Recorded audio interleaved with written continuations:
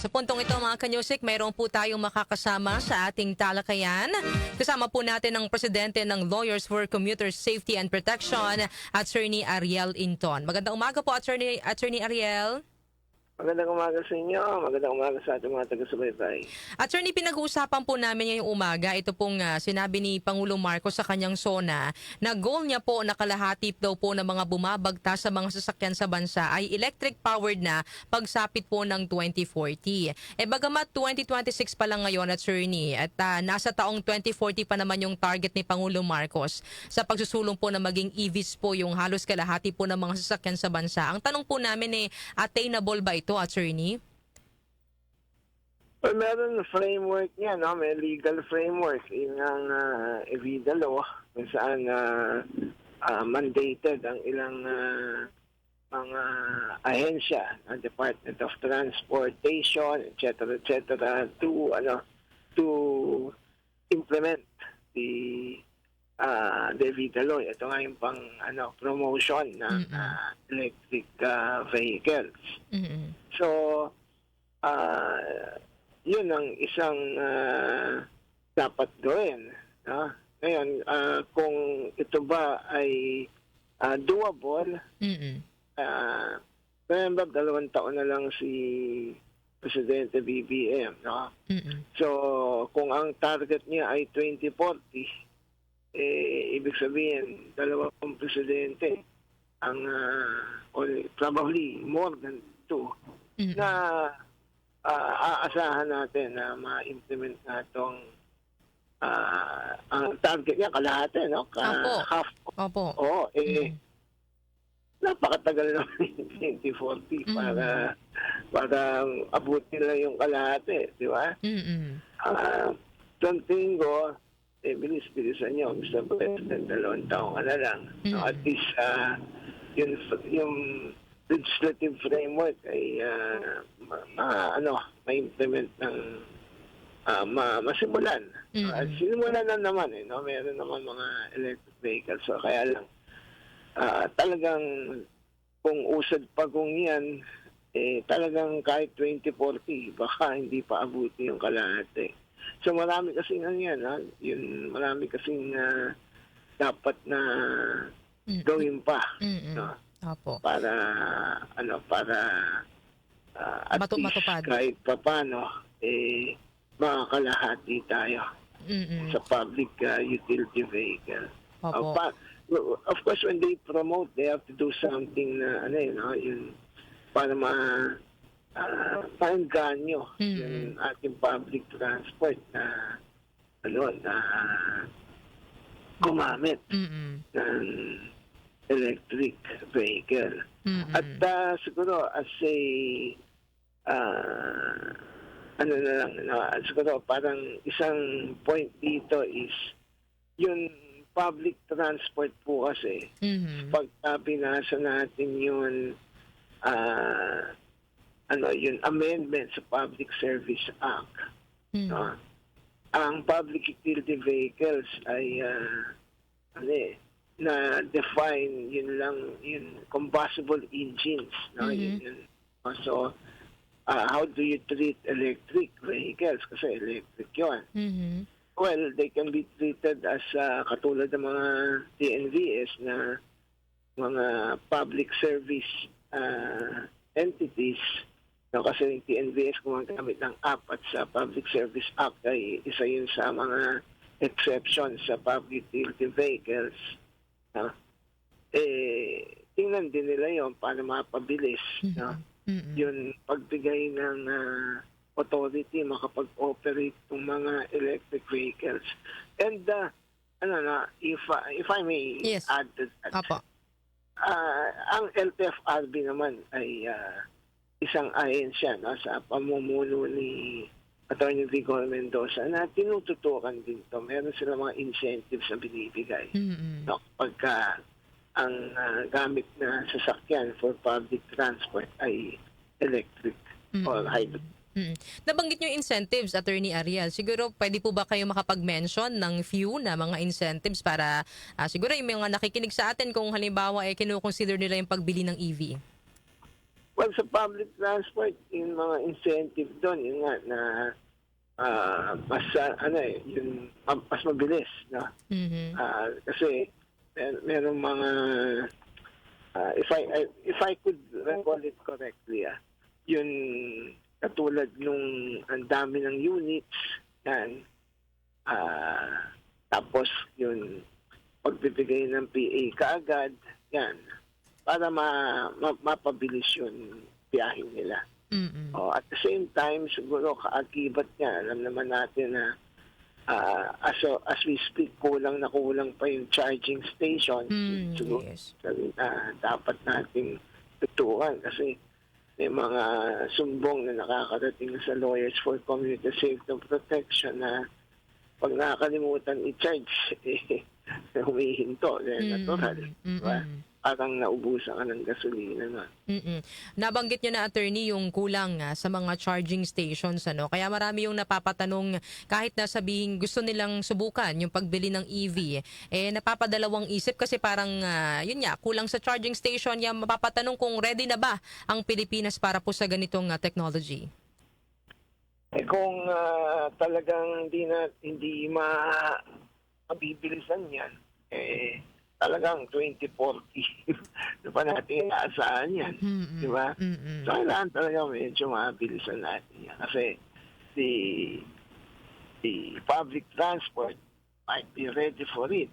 Pero wala namang masyadong charging station, then hindi higit dahil parang yung example, parang naubusan ng gasolina sa gitna ng biyahe mo. Yung range anxiety, attorney. Oo, paano to? O yung charging station pinakamalapit will be a few more kilometers at pagka mo yung traffic, di ba? Oo. Baka itirik ka talaga. Pero ito pong EV, attorney, ditong mga nakalipas na buwan, pansin po natin talagang parang dumami yung mga electric cars sa ating po mga lansangan. Lalo na yung mga EV na hindi yung mga kotse, yung mga makikita mo yung mga ginagamit ng masa na three-wheel, not before. Marami na yan. Kasi nakita ng ating mga kababayan na mas nakakamura sila din. So, yun nga lang, several months ago, naging issue yung panguhuli niya. Oo, yung mga e-bike. Oo, yan. Yung mga e-bike. Pero attorney, ito bang EV, nakikita nyo po ba ito na sagot sa tumataas na presyo ng mga produktong petrol? Kasi as I mentioned kanina, marami po talagang mga kababayan po natin na kahit owner na po ng mga traditional cars, parang nag-shift, bumili po ng mga EV nitong mga nakalipas sa buwan dahil nga po dito sa mataas na presyo ng mga produktong petrolyo. Hindi natin masisiguro yan kung mga ilang taon mula ngayon. Pero kapag tingnan natin yung kasalukuyang nangyayari, talagang napakabigat yun yung presyo ng ating petroleum product para sa motorista. Kasama na yung public transport dyan. Kaya nga marami nag-i-e-bike din, kasi nagmahalang pa diba? So, mas tingin nila nakakatipid sila doon at yung kanilang ginagastos na hinuhulugan yung e-bike, naging kanila pa. In other words, nagiging asset pa nila instead of just an expense on their part na mga fare expenses nila nagiging panghulog sa isang e-bike which eventually they will become owner. Pero ito ba, attorney, practical ba yung pagkakaroon ng EV, yung pagsusulong ng EV sa bansa na ito pong ating bansa, ang Pilipinas po ay nangunguna sa mataas po na singil sa kuryente sa Southeast Asian countries. Tinalo pa po natin yung Singapore. Tama kayo, no? Kaya hindi madaling sabihin, kasi ship tayo to kasi may mga ganyan issue, no? Mm. At ito nga si Mr. Manny Pangilinan, pinapalaga na yun sa SONA, yun sa Systems loss. Mm. system loss na malulugi sila. Diba? Opo. So, yan pa lang, isang issue pa lang yan.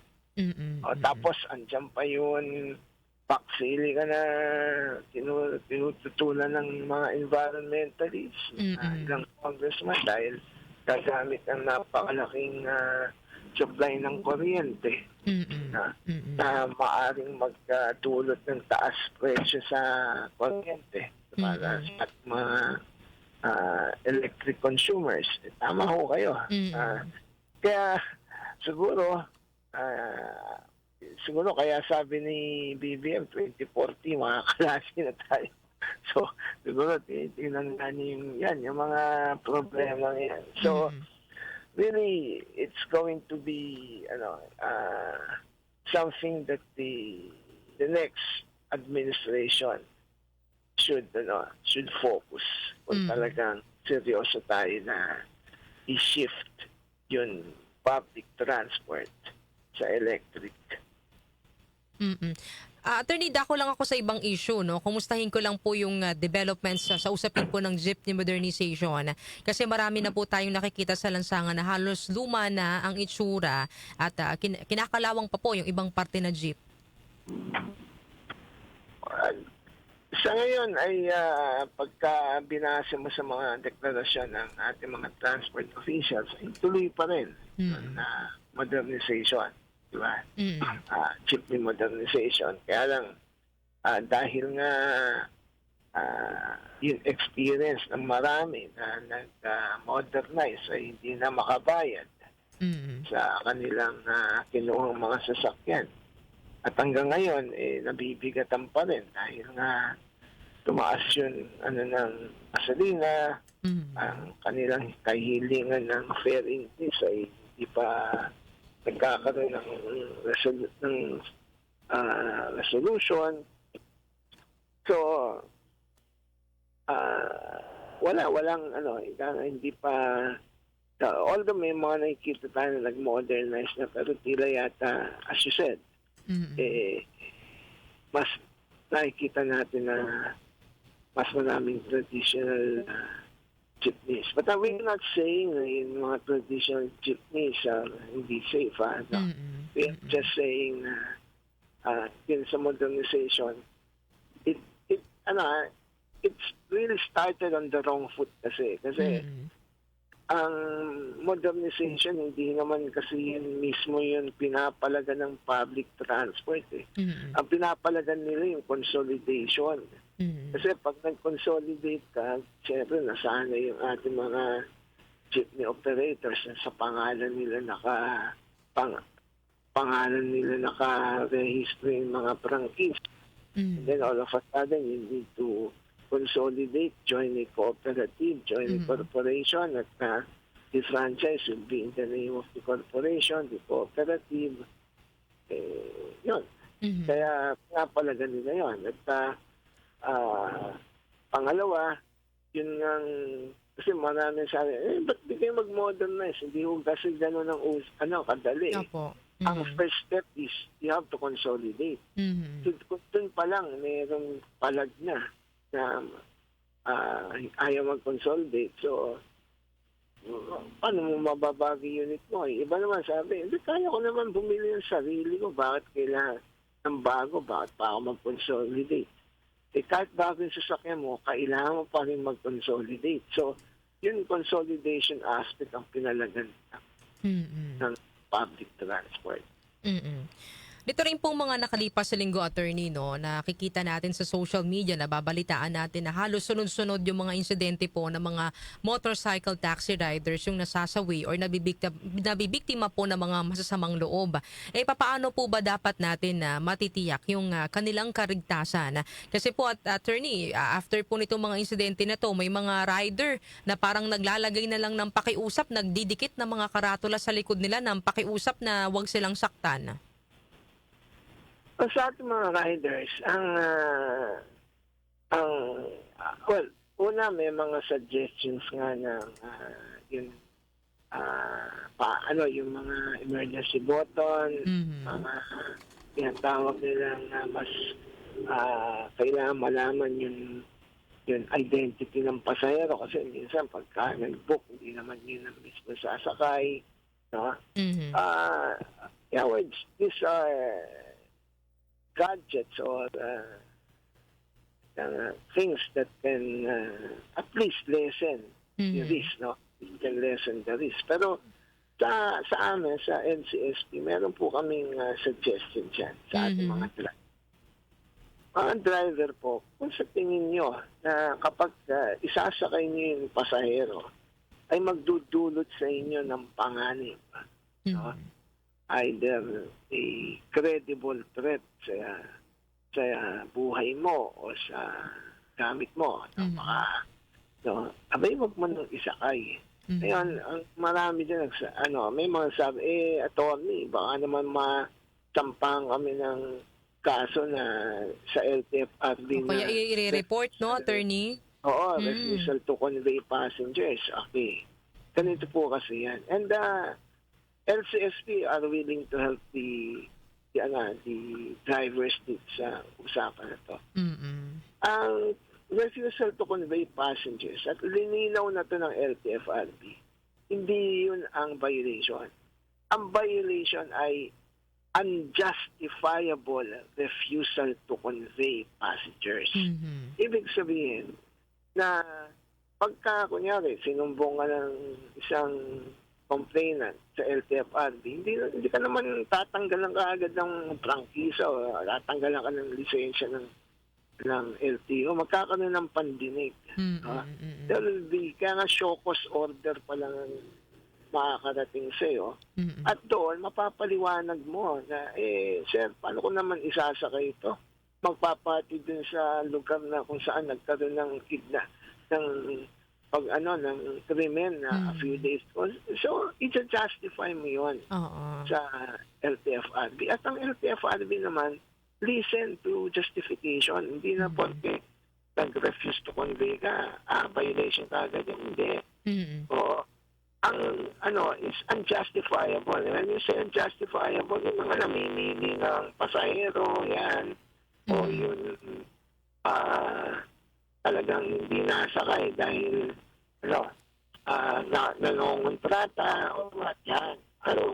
Kapag nasa naman yun, nasa memorandum circular naman yun, kapag mayroong justification, then you can refuse. No? At isa nga yung justification na yun, if there is a credible threat to your life, no? Kapag ko lang isakay, diba? Pero kapag pag naisakay mo yan, wala na, diba? Oo. So, yun ang doon, yun ang isang isang suggestion namin. At pwede kaming tawagan kung sakaling nakareceive kayo ng show cause order. Pwede namin kayong idepensa, no? Para sa LTFRB pagka may hearing na kaya kung hindi isinakay dahil nakikita naman nyo 4 na lasing o what. O kaya naman nagpapangkit po dun sa lugar na Delikado. Delikado.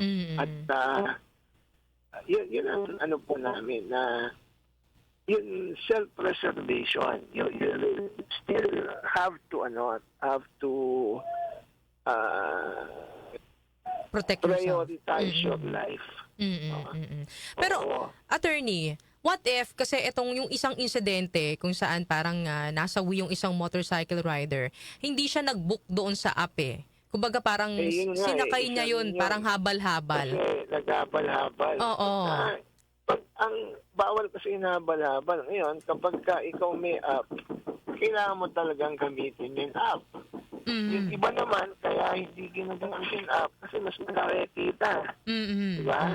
Huwag tayong doon. Oo.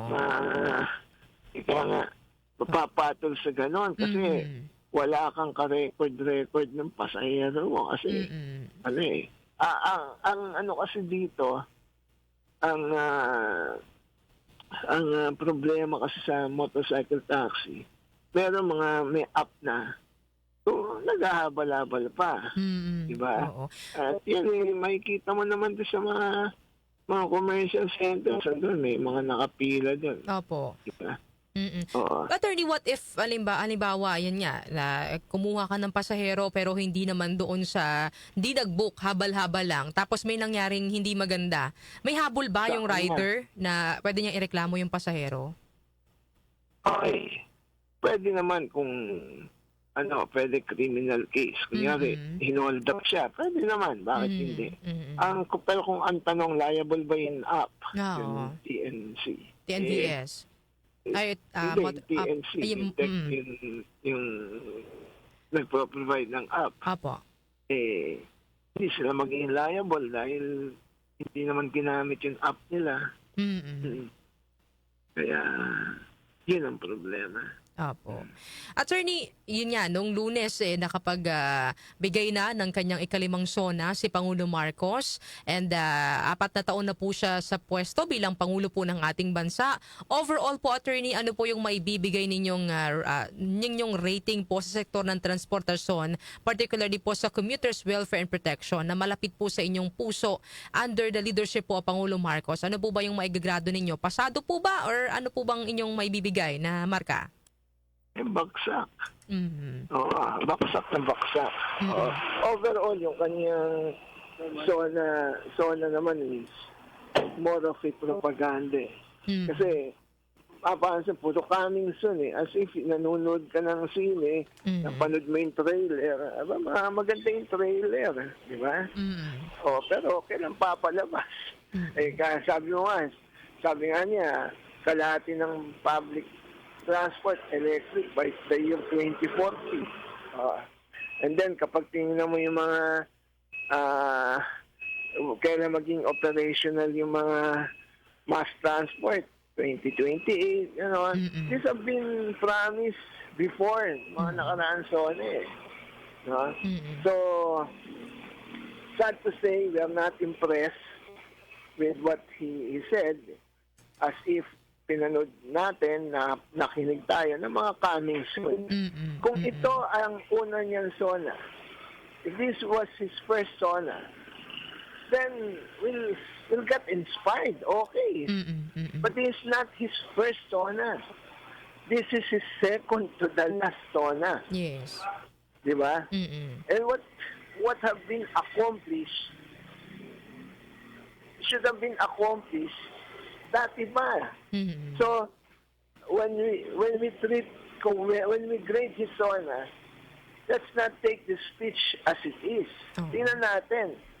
If this was his first SONA, I will give him a 9. But this is not his first SONA. So that's why ang grade niya sa amin ay baksak. Opo. Attorney, yun nga, binigyan nyo ng bagsak na grado si Pangulo Marcos. Ano pa po ba yung pangangailangan ng mga commuters na hindi pa po natutugunan hanggang sa ngayon? Mass transportation. Diba? Tapos yung ito nga, it's yun sa not only sa land, but the other means of transportation. Na meron dati pa naman to na mag-ship tayo sa mga non-mechanical, yung mga hindi kotse, like sinimulan lang to dati, kaya lang hindi naging successful. Nagtatamit tayo ng hindi sasakyan pa maiwasan yung traffic natin, once upon a time, ang travel sa Maynila is by Pasig River, kaya lang bumaho na kasi yung Pasig River, kaya yung ano ba tawag nila dun sa Metro Manila Development, sa MMDA, yung meron pa rin yung boat. Apo. Diba? Apo. Ferry? Ayun, the ferry. Mm-mm. The ferry is good. Mm-mm. We can improve that. Para sa ganon, meron alternative. Then trains. Mm-mm. Yun, okay. Meron tayong mga ginagawa na MRT, etc., etc. Mm-mm. But we forgot about the train. Mm-mm. Na dati ang Pilipinas ay may train. Nauna tayo sa Asia. Mm-mm. Napabayaan yung train Diba? Yung sa PNM, hindi natin masyado nag-develop ito. Pero dati, naalala ko pa nga, nung high school ako, we take the train going to school. Mm-mm. Yes. Wala, hindi. So, it's not easy. We admit that. Hindi naman madali. No? Hindi naman pwedeng overnight to. Pero kapag ang administrasyon mo, inuuna pa yung mga kalaban sa politika na, okay, ito muna, unahin natin para sigurado tayo manalo. Hindi na makatakbo yan at pag nanalo yan, tayo naman pakulong yan. Kung ganun ang ating pananaw, puro coming soon yun ating maririnig na zona. Mm-mm.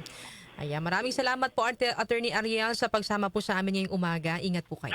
Maraming salamat din po. Ayan.